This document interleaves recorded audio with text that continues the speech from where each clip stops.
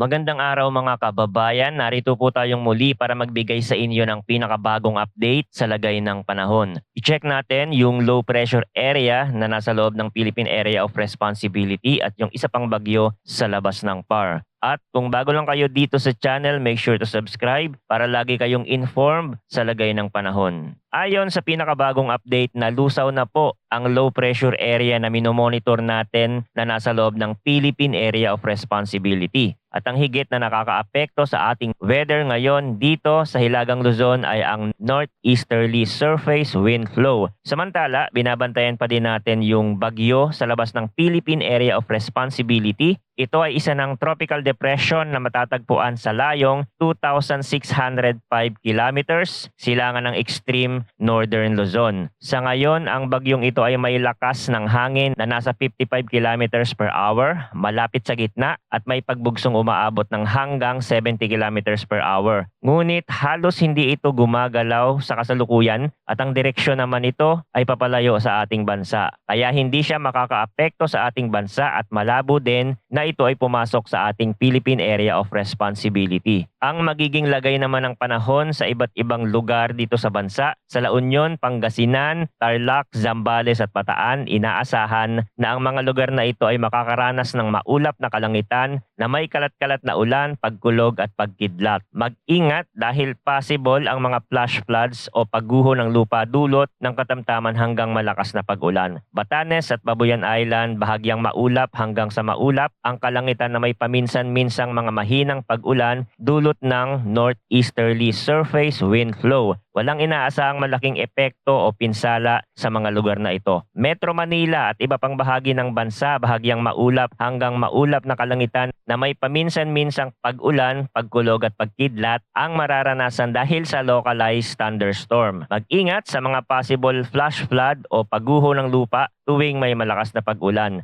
Ang panahon ay mabilis magbago kaya't manatiling updated sa mga susunod na ulat natin dito sa channel para sa pinakabagong balita tungkol sa lagay ng panahon. Salamat sa inyong pakikinig at manatiling ligtas.